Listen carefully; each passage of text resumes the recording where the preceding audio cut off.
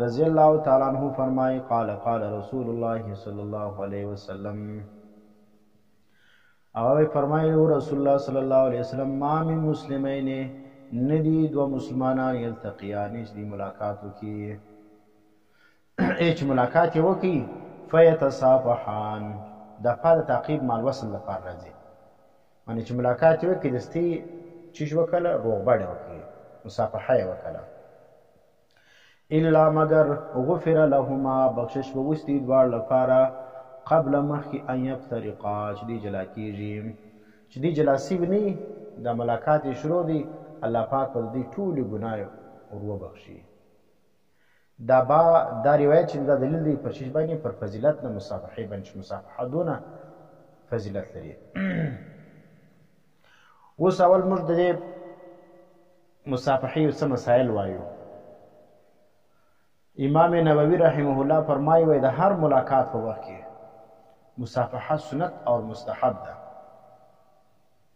ګوره هر ملاقات چې یو مسلمان د بل مسلمان سره کوي نو سنت طریقه دا ده چې هغه سره د شي کې مصافحه وکړي او تخصیص د اوقاتو دا نسته په مصافحه کې چې ته راولاړېږې په یو خاص وخت کې مصافحه کوې که د مصافحه د یو وخت سره خاص کله دا بدعت جوړېږي بیا مصافحه د ملاقات په وخت کې کېږي د یو وخت سره تخصیص نه لري لکه څنګه چې اوس ګوره زموږ د زمانې بریلویان هغه څه چم کوي مصافحه یې خاص کړی د خاص وختو سره په یو خاص وخت کې دی مصافحه کوي لکه د ګور د جمعې په ورځ باندې دا رقم د اختر د لمانځه بعد دی مصافحه کوي روغبړ کوي وایي دا ډېر فضیلت لري دا رقم د سهار لمانځه بعد او هر د مازدیګر د لمانځه بعد دا دی خاص کړی دی او کتابونو پر دې باندې خاص په لفظ باندې رد کړی دی پر دا خاص وختو باندې رد کړی دی چې د جمعې په ورځ باندې مصافحه خاصول د اخترو په ورځ باندې مصافحه اخلاق خاصول او دا رقم او د مازدیګر د لمانځه سره خاصول دا چې دا بدعت دی دا د دې هیڅ اصل نشته یو بله مسله اول بله پر دې څه تفصیل وکړو چې دغه مصافحه د اخترو په ورځ باندې اختر خو اوس را روان دی پر دې باندې باقاعده بریلویانو په خپلو کتابو کې عنوانونه قایم کړي دي لکه یو بریلوی املا دی هغه یو عنوان قایم کړی دی دا زموږ د علاقې د بریلویانو التحقیق فی المصافحه بعد الصلاه سیما بعد صلاه العیدین وصلاه الجمعه وانها سنه دا زموږ د علاقې بریلویان څه وایي وایي دا تحقیق په دې مسله کې دی چې مصافحه وروسته المنظور وینې د هر لمانځه بعد دا مصافحه څه ده دا سنت ده به چې لمونځ دې وکړي مخ به راړی یو د بل سره به مصافحه کوي دا زموږ د دې علاقې دا پښتانه بریلویان په کتابو کې دا مسلې لیکلي دي وایي خاص کر بیا بعد صلات العیدین بیا خاص کر وایي د اختر د لمانځو بعد شنه اختر لوی اختر چې لمونځ وسلو د لمانځه بعد به څه به کوي مصافحه به کوي دا سنت ته وایي وصلات الجمعه دا رقم وایي د جمعې لمونځ دې وکړي دغه بعد به هم مصافحه کوي دا سنت ده اوس خلک وایي ته ولې دا مسلې د بریلویان سره خاصوي دا نو زه ورته وایم د اسانه خبره ده زموږ په علاقه کې دیوبندیت او بریلویت دا نه دي سره جلا سوي دا اوس هم سره ګډ وډ دي زموږ علاقې مسلمانان عوام خلک دا ټول دیوبندیان دي او دلته چې کوم ملایان دا بریلویان دي دا هم د دیوبند په نامه کار کوي او بل طرف ته چې کوم دی هغه پنجپیریان دي هغه هم د دیوبند په نامه کار کوي نو دلته چې کوم دی هغه صفایي نه ده سوی دیوبندیت بریلویت پنجپیریت نه دی سره جلا سوی پنجپیری هم د دیوبند په نامه کار کوي صیفی و بریلوی هم د دیوبند په نامه کار کوي او عام چې کوم صحیح دیوبندیان دي هغه خلک څوک پنجپیریان یې دغه بولي بریلویان بولي او بریلویان یې پنجپیریان بولي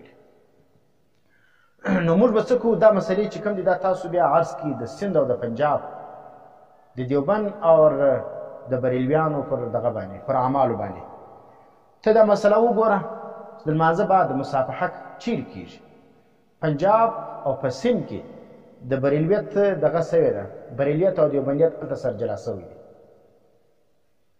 د بریلویانو خپل مسجد معلوم دی، د دیوبندیانو خپل مسجد معلوم. په پنجاب کې هم دغه رقم دی، بریلویانو مسجد د دیوبندیانو مسجد دا سره جلا دی.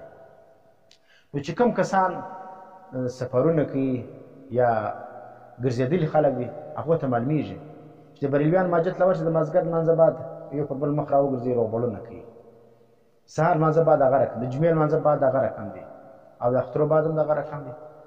او ورس د دیوبندیانو په مسجد کې دا عمل هلته نشته چې د جمعې لمانځه بعد روغبړ کېږي یا د مازدیګر لمانځه بعد کېږي یا د سهار د لمانځه بعد کېږي یا د ماپښین د لمانځه بعد کېږي یا د جمعې د لمانځه بعد کېږي یا د اختر د لمانځه بعد.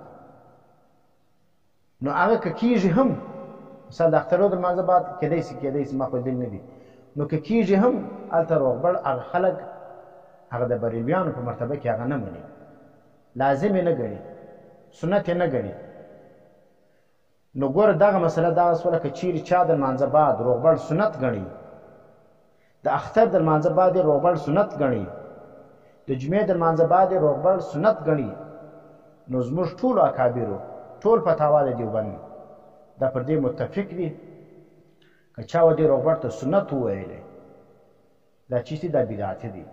او ما ټول زموږ د دغه پښتني علاقې چې کوم بریلویان دي د کندهار د پښین د کوټي دغه چې کوم بریلویان دي دې باقاعده په کتابو کې موږ په ثبوت ورسو چې هغوی لیکلي ده چې دا چیز دا سنت دي. او دلته ګوره امام نووي رحمه الله ما هغه ذکر کړی هغه مصافحه به د وخت سره خاصوي نه چې د جمعې د لمانځه سره د عیدینو سره او دا رقم د مازدیګر د لمانځه سره، بلکې هغوی دا مستحب ده، د هر وخت کې سړی ملاقات سره وکړي دا مستحب ده. دغه شامل کړي چې دغه مصافحه څه ده، تکره مصافحة بعد اداء الصلاة بكل حال. هغوی مصافحه څه ده، دا د لمانځه بعد کول دا بالکل مکروه ده په هر حال کې چې وي. ولې؟ دلیل دا دی لأن الصحابة رضی الله تعالی عنهم ما صافحوا بعد اداء الصلاة. صحابه کرامو د لمانځه بعد مصافحه نه ده کړې، ته څنګه هغه ته سنت وایې؟ نبي نه ده کړې، صحابو نه ده کړې، دا د کوم ځای سنت شوله؟ نبي علیه السلام علیکم بسنتي وسنة الخلفاء الراشدین المهدیین. نبي علیه السلام سنت ګوره په دوه طریقو جوړېږي، یا به د نبي طریقه یا به د صحابو د خلفاء راشدین طریقه. صحابو نه ده کړې، نبي علیه السلام نه ده کړې، ته څنګه هغه ته سنت وایې؟ اور نو ټیک دا سنت ده، د چا سنت ده؟ شامی وایي لأنها من سنن الروافض. دا چې کوم کسان د لمانځه بعد دغه کوي دا روغبړونه کوي مصافحې کوي، علامه شامی څه وایي دا د شیعګانو سنت دی راژوندی کړي ده، دا خو شیعګانو عمل و او تر ولالې نن دې ته سنت وایي د ثواب کار یې بولې او اهل سنت شعار یې بولې، او چې څوک یې نه کوي هغه ته وهابي وایي په مختلفو نمو یادوي. بیا د ابن حجر رحمه الله سره نقل کړي دي وایي انها بدعة مکروهة لا اصل لها فی الشرع. دا شامی کې دي وایي دغه روغبړ څه دی د لمانځه بعد ګوره لمونځ خو نو ګوره د پنځه لمونځونه هم دي او دا رقم د جمعې لمونځ هم دی او د اختر لمونځ هم دی. وایي دغه روغبړ د دې بعد کول دا بدعت مکروهه دي، د دې هېڅ اصل نشته په شرع کې. دا زه نه وایم، دا علامه شامي وایي. او بیا فرمایي وانه ينبه فاعلها چې کوم څوک دا روغبړ کوي که ناخبرو اول یې پوه کړه، تنبیه ورکړه، او که چیرې پول ملاولو باقاعده په کتابو کې بابونه پر قایم کړي وو او په تکرر کې دې ترغیب ورکوي ويعذر ثانیه. وینې نو بیا که کور که دا جاهل سړی نه پوهېدی اول کې پوه کړه، که چیرې بیا هم نه پوه کېدی بیا به تعذیر ورکوي، او پات سملا چې کوم دی هغه پوه دی هغه ته به اولا تعذیر ورکوي. نو دا بریلویان ملایان چې کوم دی دا قابل تعذیر دی شامی وایي. او دا رقم بیا د مالکیو څخه دا نقل کړي دي په هغې کې ابن الحاج لیکلي دي په مدخل کې وانها من البدع. وایي دغه روغبړ چې کوم دی د لمانځه بعد مصافحه څه ده دا د بدعاتو څخه ده. بیا لیکي وموضع المصافحه في الشرع انما هو عند لقاء المسلم وایي مصافحه چې دا په شریعت کې هغه دا هغه وخت کې چې یو مسلمان د بل مسلمان سره ملاقات وکړي.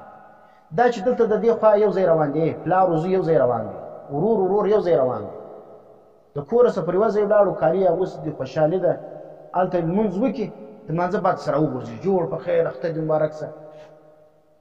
دا د کوم ځای راغلی ده؟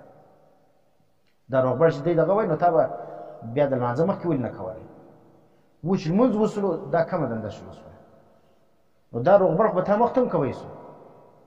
ته چې تر اوسه پورې ماجت لره روان واست، عیدګاه لره روان واست، روغبړ نه ولو دا د لمانځه بعد د کومه ځای راغلی؟ دا تی کوم ملاقات سره وکړي؟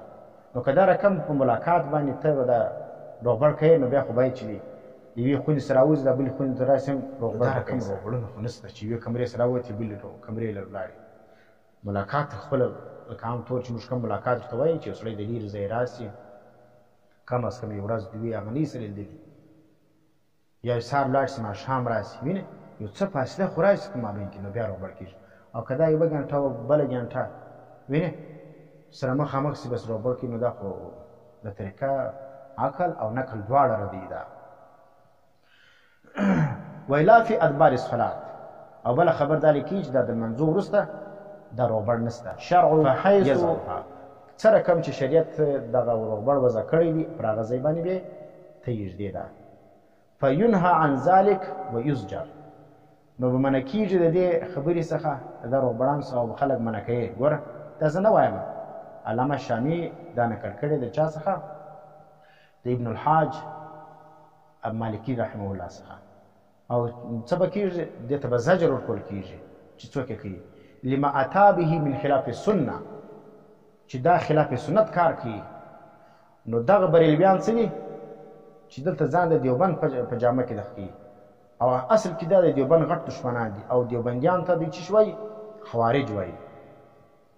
نو ما ټول دغه بریلویانو بقاعده په کتابو کې دا دي بابونه قایم کړي دي، التحقیق فی المصافحه بعد الصلوات، سیما بعد صلاة العیدین و صلاة الجمعه و انها سنة. دا مخالفه مسله دی لیکلې ده په کتاب کې. او ما ټول دا مسله تاسو خپل دې تحقیق وکړئ. د دیوبند علما په کوم فتوا کې لیکلي چې د لمانځه بعد دوی روغبړونه کوي؟ څوک دې فتوا ښکاره کړي؟ او دا رقم کم دیوبندي عالم لیکلي چې تاسو د جمعې د لمانځه بعد روغبړ کوي؟ وینې د اختر د لمانځه بعد روغبړ کوي، او سنت یې ورته وایاست. چې چا سنت ورته ویل دا خو بالکل زموږ کتابو لیکلې ده چې دا بیا منع کوي. ها که چیرې سړی خالي د خوشحالۍ د وجې کوي، نو بیا زموږ علماو هغه ته خالي جواز ورکړی دی چې بیا پروا نه لري وجې کوي، لیکن سنت بیا نه بولي، پرېښوونکي ته بیا بد نه وایي. فتاوای دارالعلوم دیوبند دا ګوره زموږ چې کوم د دیوبند سره زموږ سلسله د علم را روانه ده.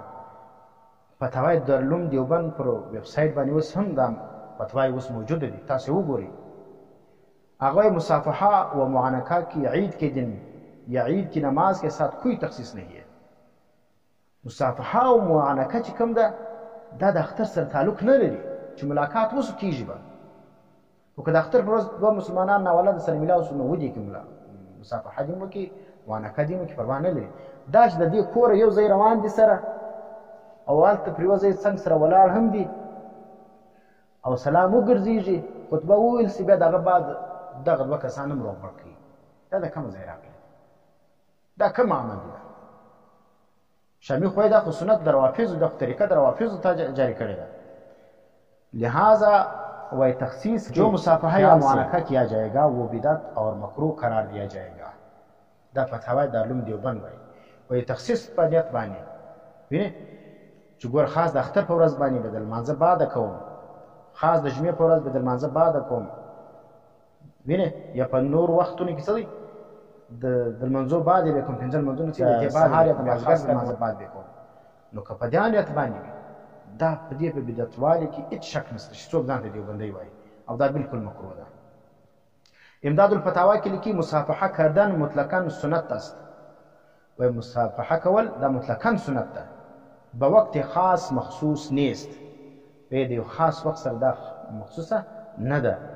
پس تخصیص آن به روز جمعه و عیدین. ګوره علامه تانوی رحمه الله هم څه کوي؟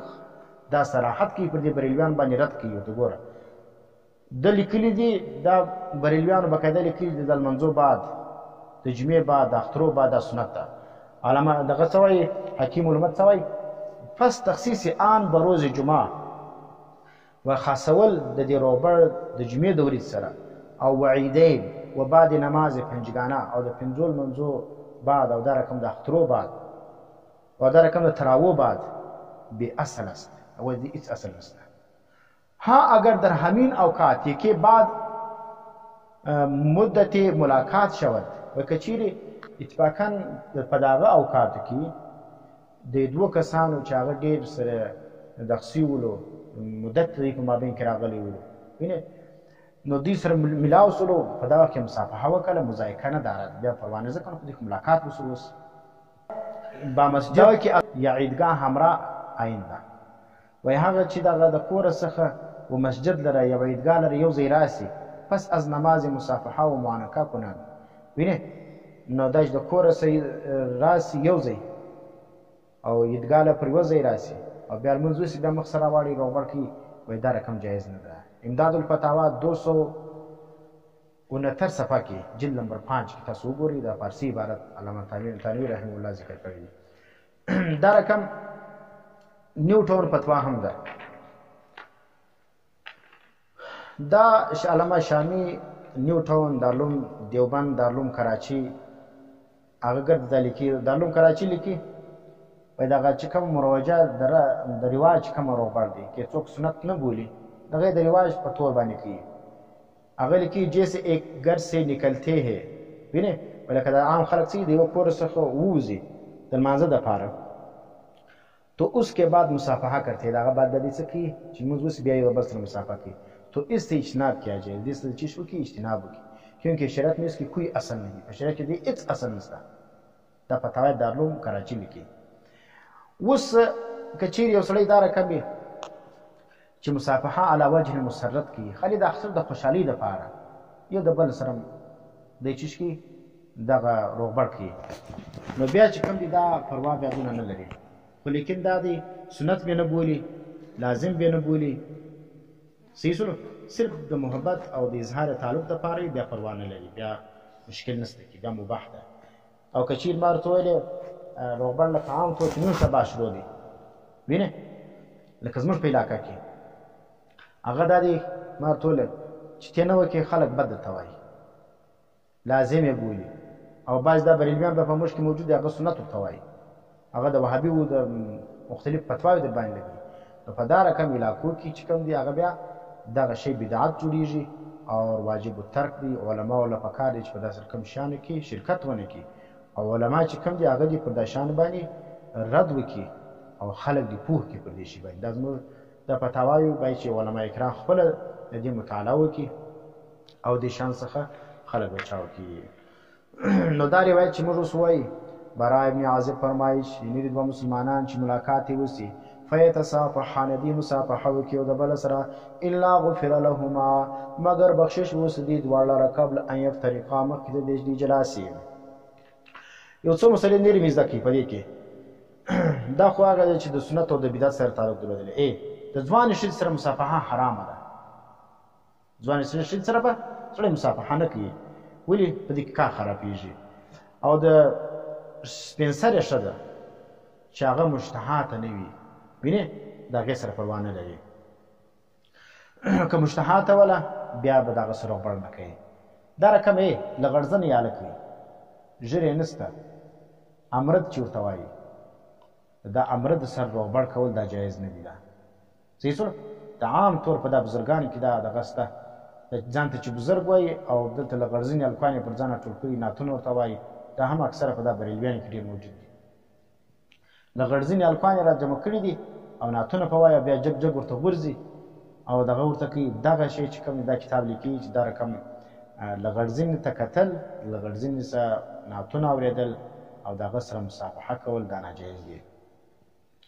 د مصافحې طریقه څه رقم 1200 سنت دي دا او نه لکه غیر مقلدین چې هغه روغبړ کوي په یوه لاس باندې په یوه لاس باندې سنت نه دي. په دې باندې باقاعده بیا موږ دلایل خپل لرو.